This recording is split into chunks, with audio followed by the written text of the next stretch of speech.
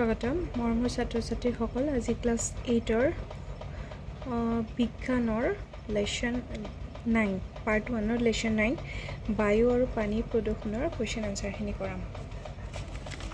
এই কোৱেশ্চনখিনি ইয়াতে আছে। এই গোটেইখিনি কোৱেশ্চন তোমালোকক কৰাই দিম। ইয়াৰ আনসাৰবিলাক তোমালোকে চাই ল'বা। একদম নলকে কৰাই দিম। 1 নম্বৰ কোৱেশ্চন, কি প্ৰকাৰে বায়ু প্ৰদূষিত হ'ব পাৰে? উত্তৰ, পানী প্ৰদূষিত হোৱা কাৰণসমূহ হ'ল ক, নদীত গা ধোৱা, কাপোৰ ধোৱাৰ ফলত পানী প্ৰদূষিত হয়। খ, উদ্যোগসমূহৰ পৰা নিৰ্গত হোৱা বিষাক্ত ৰাসায়নিক পদাৰ্থবোৰ নৈ, বিল, পুখুৰীৰ পৰাৰ ফলত পানী প্ৰদূষিত হয়। ঘ, খেতি পথাৰত ব্যৱহাৰ কৰা কীটনাশক দ্ৰব্য আৰু ৰাসায়নিক সাৰৰ ফলত পানী প্ৰদূষিত হয়। ঘ, আৱৰ্জনা, মৰাশ আদি পানীত পেলোৱাৰ বাবে পানী প্ৰদূষিত হয়। 2 নম্বৰ, তোমালোকে ব্যক্তিগতভাৱে বায়ু প্ৰদূষণ কেনেকৈ হ্ৰাস কৰিবা? উত্তৰ, বায়ু প্ৰদূষণ হ্ৰাস কৰিবলৈ আমি তলত দিয়া কামবোৰ কৰিব লাগে। ক, গছ-গছনি ৰোপণ কৰিব লাগিব। খ, আমি যিমান পাৰোঁ গাড়ী মটৰ ব্যৱহাৰ কমাই কৰিব লাগিব। গ, ডিজেল, পেট্ৰল আদিৰ সলনি CNG আৰু ইন্ধন থকা পেট্ৰল ব্যৱহাৰ কৰি বায়ু প্ৰদূষণ হ্ৰাস কৰিব পাৰি।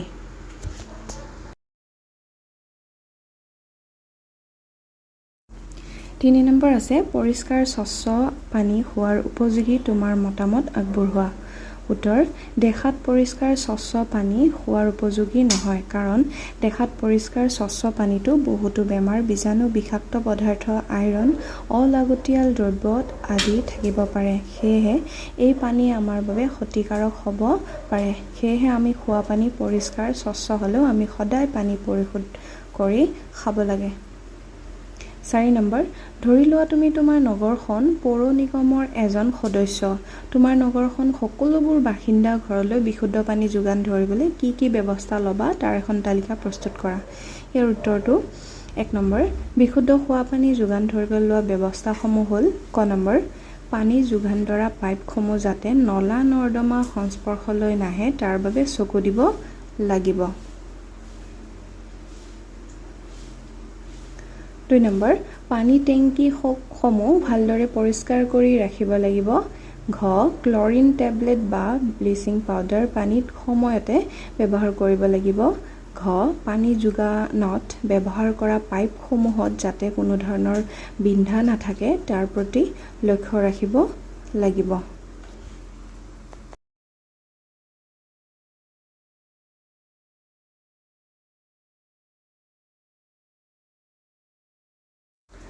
5 নম্বৰ আছে, বিশুদ্ধ বায়ু আৰু প্ৰদূষিত বায়ুৰ মাজত পাৰ্থক্যসমূহ ব্যাখ্যা কৰা। উত্তৰ, আয়তন হিচাপে বিশুদ্ধ বায়ুৰ মিশ্ৰণত 78% নাইট্ৰজেন আৰু 21% অক্সিজেন গেছ থাকে। ইয়াৰ উপৰিও অতি কম মাত্ৰাত কাৰ্বন ডাই অক্সাইড, মিথেন, আৰ্গন আৰু জলীয় বাষ্প থাকে। বিশুদ্ধ বায়ুৱে মানুহৰ স্বাস্থ্য সবল কৰি ৰাখে।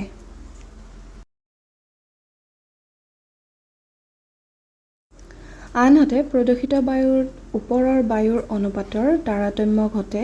এই বায়ু স্বাস্থ্যৰ বাবে হানিকাৰক। এই বায়ু শ্বাস-প্ৰশ্বাস জৰিয়তে দেহৰ ভিতৰত প্ৰৱেশ কৰি বিভিন্ন ধৰণৰ ৰোগৰ সৃষ্টি কৰে। প্ৰদূষিত বায়ুৰ ফলত হাঁপানি, কফ আদি ৰোগ হোৱা দেখা যায়।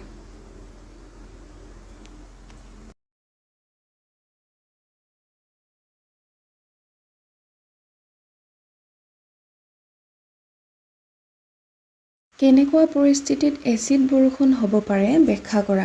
এচিড বৰষুণে আমাক কেনেকৈ অপকাৰ কৰিছে? ইয়াৰ উত্তৰটো লিখিব লাগে। ইয়াৰ উত্তৰটো হৈছে, আমাৰ চাৰিওফালে থকা বিভিন্ন ধৰণৰ উদ্যোগসমূহ যেনে ৰাবাৰ উদ্যোগ, যান-বাহন উদ্যোগ, ৰাসায়নিক উদ্যোগ আদিয়ে ছালফাৰ ডাই অক্সাইড আৰু নাইট্ৰজেন অক্সাইড আদিৰ দৰে বায়ু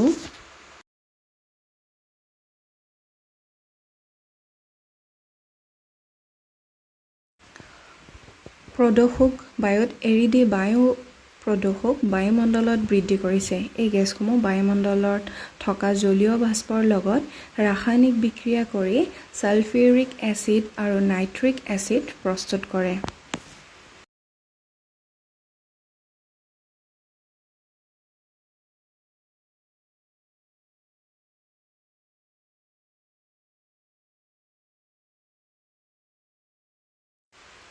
এই ভাস্পৰ লগত ৰাসায়নিক বিক্ৰিয়া কৰি সালফিউৰিক এচিড আৰু নাইট্ৰিক এচিড প্ৰস্তুত কৰে। এই এচিড সমূহে বৰষুণ পানী অম্লিক কৰে। এনে বৰষুণক এচিড বৰষুণ বোলে। এচিড বৰষুণে আমাক বিভিন্ন ধৰণে অপকাৰ কৰে, যেনে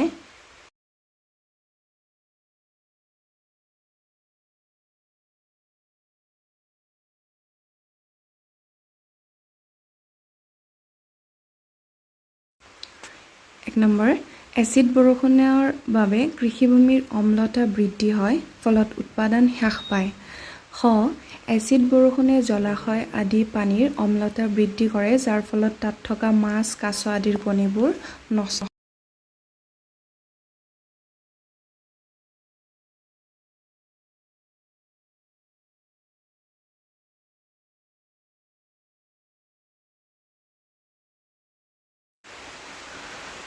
গছ-গছনিৰ ফলত গছ-গছনিৰ পাত, ফল, ফুল সোনকালে সৰি পৰে আৰু কলিবোৰ লেৰেলি যায়। এচিড বৰষুণে মাৰ্বলৰ ক্ষতিসাধন কৰে, যাৰ বাবে অট্টালিকা আৰু প্ৰাচীন কীৰ্তিস্তম্ভবোৰৰ ক্ষতিসাধন হয়।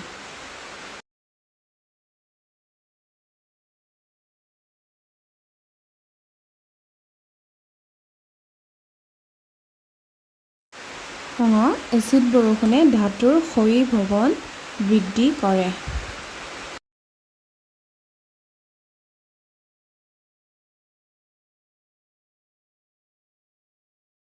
7 নম্বৰ কুৱেশ্যন আছে যে তলত দিয়া গেছবোৰৰ ভিতৰত কোনকেইটা সেউজগৃহ গেছ নহয়?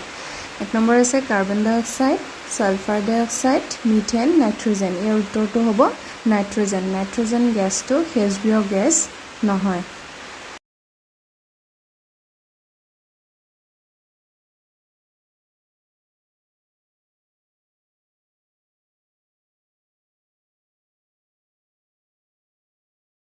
আঠ নম্বৰ কুৱেশ্যন আছে যে তোমাৰ নিজৰ ভাষাৰে সেউজগৃহ প্ৰভাৱৰ বিষয়ে বৰ্ণনা কৰা। কুৱেশ্যনটো অলপ দীঘল হ'ব, কিন্তু মই যিমানখিনি পাৰিছোঁ তোমালোকক শ্বৰ্টকৈ লিখিব চেষ্টা কৰিছোঁ। তোমালোকে উত্তৰটো চাই ল'বা। উত্তৰটো হৈছে যে সেউজগৃহ প্ৰভাৱ হৈছে এক প্ৰক্ৰিয়া য'ত সূৰ্যৰ পৰা অহা তাপ বায়ুমণ্ডলৰ কাৰ্বন ডাই অক্সাইড, মিথেন আদি গেছৰ দ্বাৰা শোষিত হয় আৰু এই তাপে পৃথিৱীৰ তাপমাত্ৰা বৃদ্ধি কৰে। এই প্ৰভাৱৰ ফলত গ্ৰীষ্ম অধিক উষ্ণ হয়, বৰফ গলি সমুদ্ৰৰ পানী বৃদ্ধি পায় আৰু জলবায়ুৰ পৰিৱৰ্তনৰ সৃষ্টি কৰে। তোমালোকে যোনে যোনে মোৰ চেনেলটো চাই আছা, ছাবস্ক্ৰাইব কৰি দিবা, লাইক কমেণ্ট কৰি দিবা। 10 নম্বৰ কুৱেশ্যনখিনি হৈছে যে তাজমহলৰ সৌন্দৰ্যৰ প্ৰতি অহা ভাবুকিৰ বিষয়ে বৰ্ণনা কৰা। এই কুৱেশ্যনটো অলপ দীঘলে হয়, তথাপি মই চেষ্টা কৰিছোঁ সৰুকৈ লিখি দিবলৈ। তোমালোকে চাই ল'বা আনচাৰটো। উত্তৰটো হৈছে যে তাজমহলৰ সৌন্দৰ্যৰ বায়ু প্ৰদূষণে ক্ষতিগ্ৰস্ত হৈছে। কাৰখানা, যান-বাহন আদিৰ পৰা ওলাই অহা ধোঁৱা তাজমহলৰ সোফাই মাৰ্বল মলিন কৰিছে। বায়ুৰ সৈতে মিশ্ৰিত ৰাসায়নিক পদাৰ্থই বৰষুণত এচিডীয় প্ৰভাৱ সৃষ্টি কৰি মাৰ্বলৰ ক্ষতি সাধিছে। ইয়াৰ সুৰক্ষাৰ বাবে চৰকাৰে বিশেষ ব্যৱস্থা গ্ৰহণ কৰিছে, তথাপিও যান-বাহনৰ ধোঁৱা আৰু প্ৰদূষণে সৌন্দৰ্যৰ হানি ঘটাইছে। 11 নম্বৰ আছে যে পানীত পোষক দ্ৰব্যৰ বৃদ্ধিয়ে কেনেকৈ জলজ জীৱৰ জীৱন ধাৰণৰ ওপৰত প্ৰভাৱ পেলায় আলোচনা কৰা। উত্তৰ, খেতি পথাৰত ব্যৱহাৰ কৰা ৰাসায়নিক পদাৰ্থবোৰ গৈ পানীত পৰি পানী প্ৰদূষণ কৰে। এইবিলাকে শেলাইৰ পুষ্টি হিচাপে কাম কৰে আৰু শেলাইৰ পৰিমাণ